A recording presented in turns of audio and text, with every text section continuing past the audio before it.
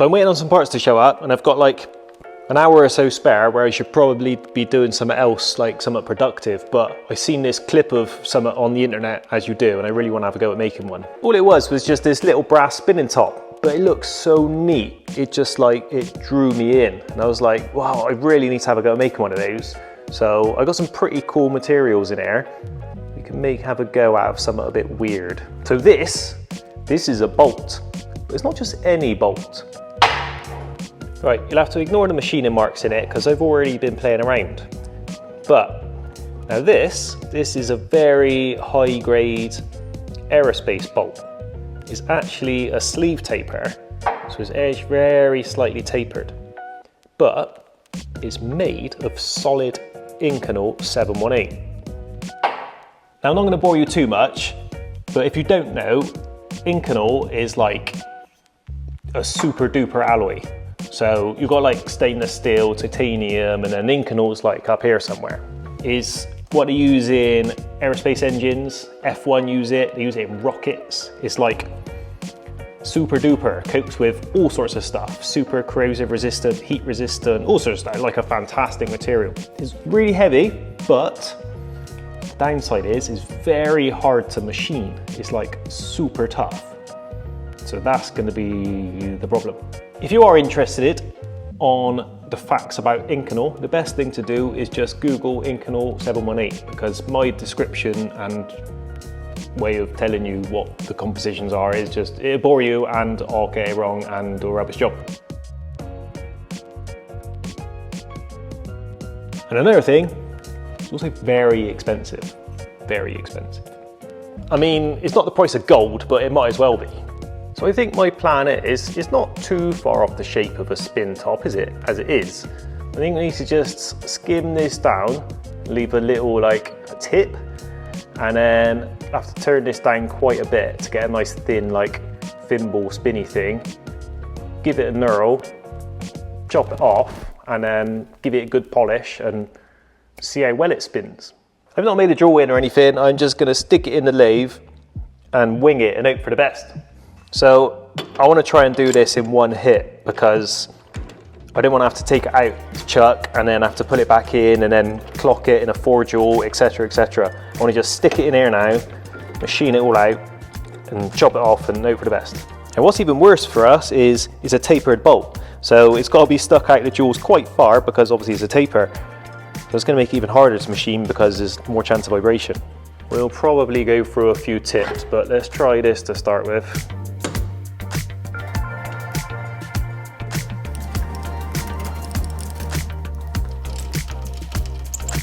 So we're gonna have to run this pretty slow because how hard it is. So let's pull it on 127, I reckon.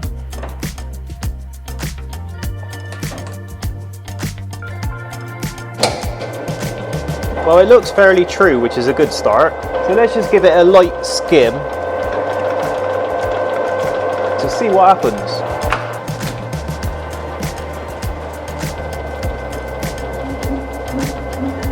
Getting a little bit of vibration.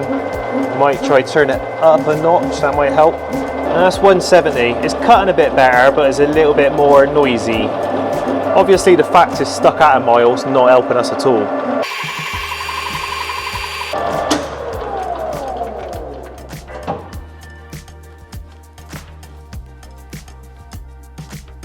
Ooh.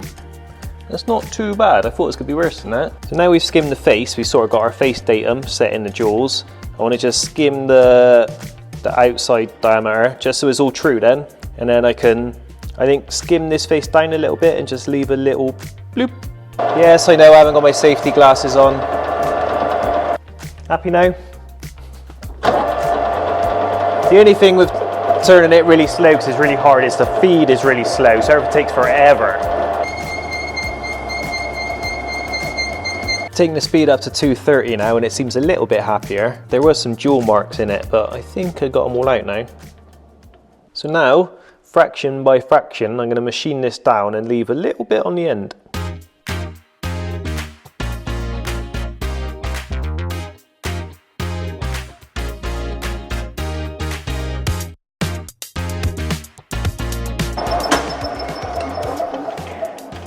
So we're getting a little bit too much chatter really.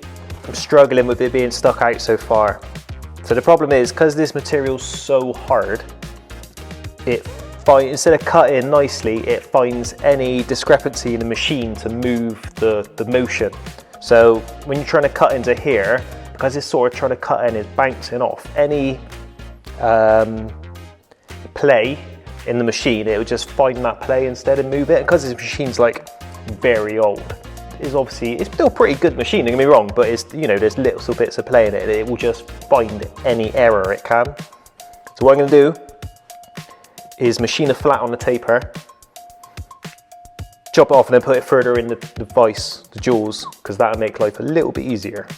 Just skimming a flat on it, get a bit of taper out, get it in the jewels a bit further, should be good. Now, one thing you must never do is grab this swarf. You think you'd learned your lesson doing this, but you still do it. Obviously, the harder material, the stronger the swarf is. The amount of times I've grabbed it to pull it out of the machine and just gone straight through. The last time it nearly took my little finger off. The only thing I do find is it's hard to get the camera in a good position when machining.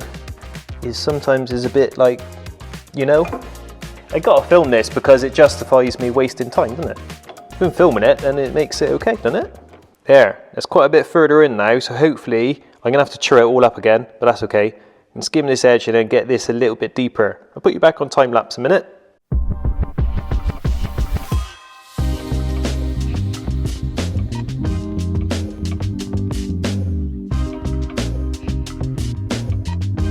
There we have it. We've got our little bit on the end.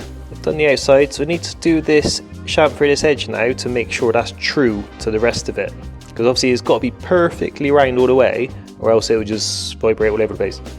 So I'm going to adjust the bed to the right angle, and then we'll trim that up. What do you think?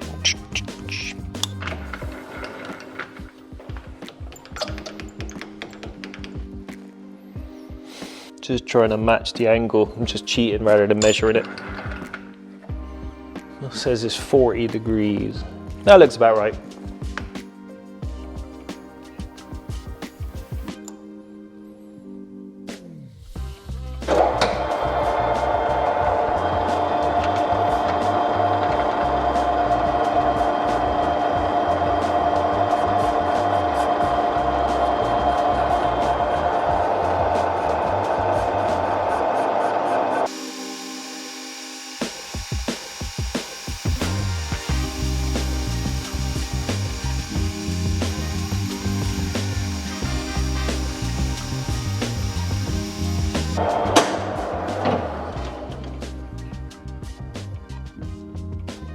Beautiful.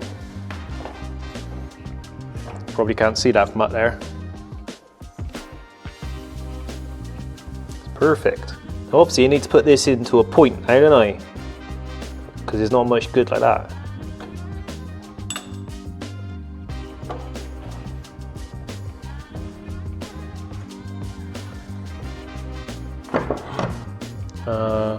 This one's very blunt, but it's gonna have to do.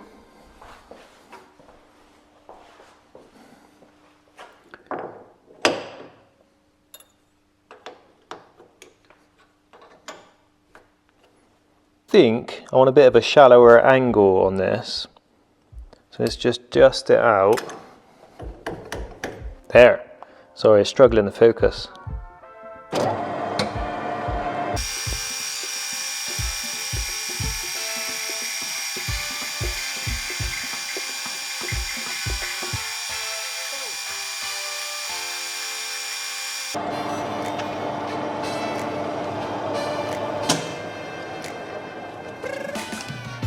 I'll tell you what, that has come out 10 times better than I ever expected. Right then, I need to machine this down now, nice and small and thin.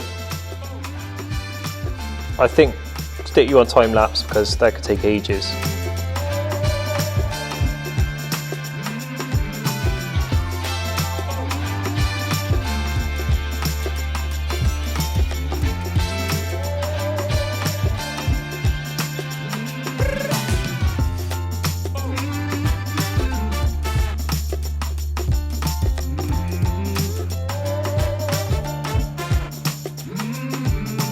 We're getting somewhere now, aren't we? I'm going to give it, so I want to put a knurl on it, a nice little knurl at the end so we could got a good bit for spinning. So before I do that, I want to give it a quick polish because it'd be easier before we put the knurl on. Remember kids, never put your hand in a spinning lathe.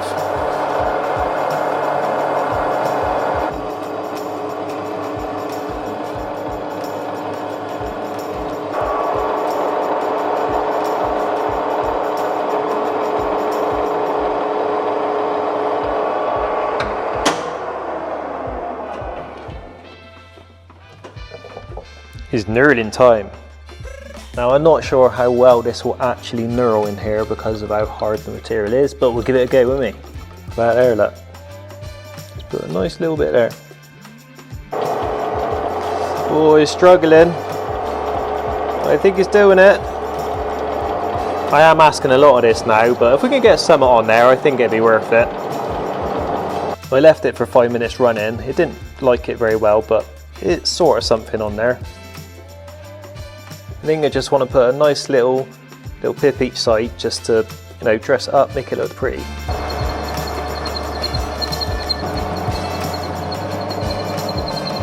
Unfortunately,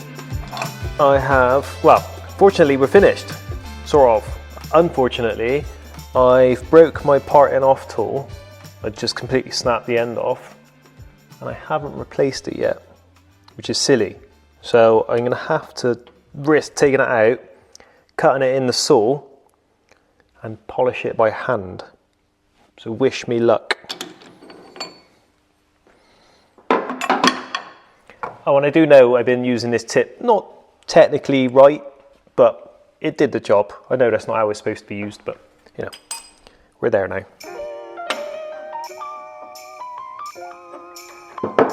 Right, wish me luck. Oh, I got to turn it on.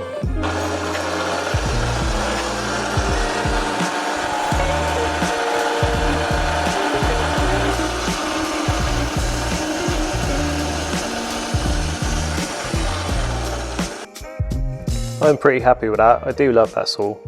I'm just going to spend 2 days polishing the end now.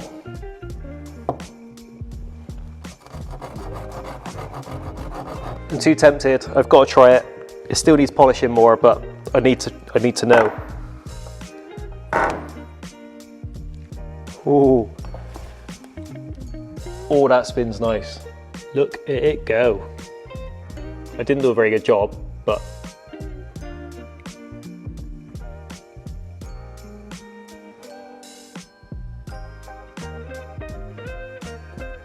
right, I think I need to finish polishing it, get it on a proper surface and time it, see how long we can get it to go for.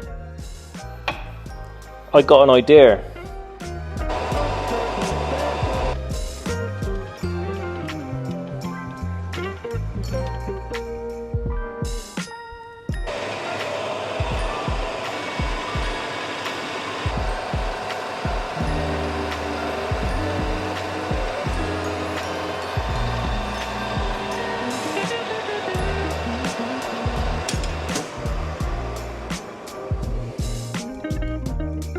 Right, I think you can see where I'm going with this now, can't you?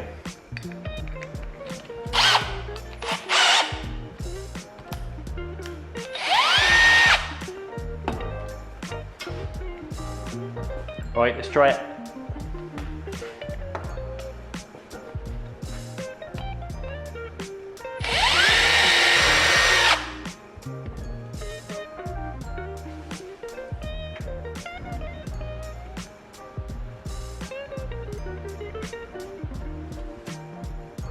That is spinning pretty good, isn't it? But I think we need to try it on a surface table with a high-speed drill, and then we'll time it, see how long it goes for. So we've got a very high-speed air drill and a very hard and flat surface table.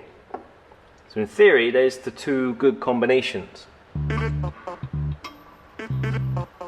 Let's give it a go. Here we go.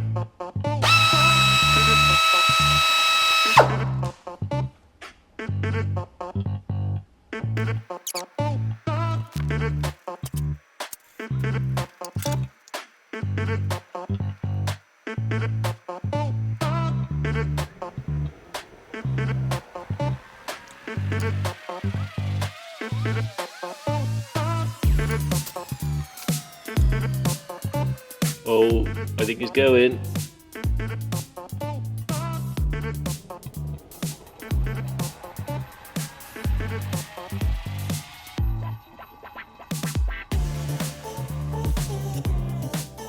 Well, 7 minutes wasn't too bad, was it? But the guy I seen on Instagram, I'll put his name on the screen now, a guy called Felix, who makes these. They're pretty damn awesome. He's getting like 20 minutes, so we're nowhere near, are we? No, this isn't perfect, but still want to get 10 minutes would be good. If I can get to 10, 15 would be awesome. So what I've done, or I found, is I found a piece of glass, a piece of mirror. So hopefully this will reduce the resistance a little bit. I know I'm cheating with all this, mind. I do know this is cheating, but still. And then, yeah, try it with a piece of glass. Now this table is pretty damn flat, but it could still walk a little bit. Let's give it another go. Let's see what we can do. See if we can get a bit longer. I want to break 10 minutes at least. It keeps walking off the mirror, unfortunately. I can't get it to stay.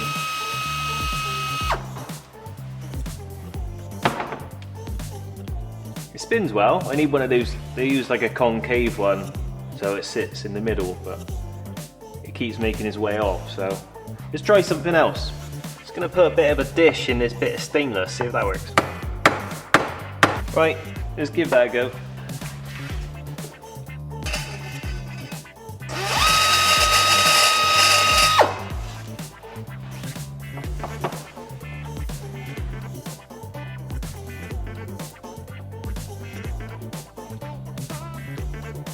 Well, that was rubbish, wasn't it? I think it was better just on the surface plate. Right, one last try and I'm gonna have to get back to work.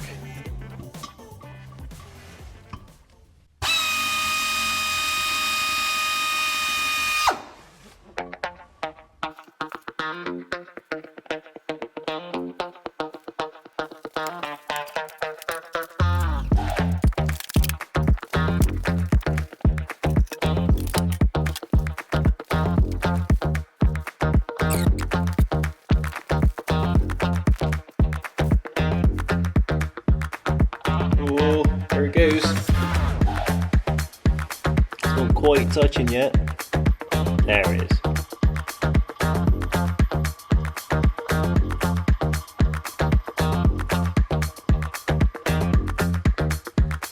Okay, so 7 minutes seems to be the max. I think I need a glass dish.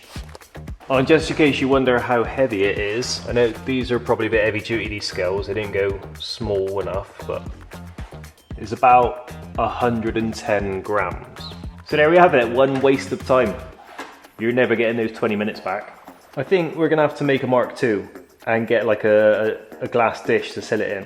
So if you got any tips, let me know. I know I've seen people put like a bearing in the end instead of that, because it's like a smooth round rather than a point, and I think that works better. But you know, it's not bad for a first start. Right, better get back to work, I suppose.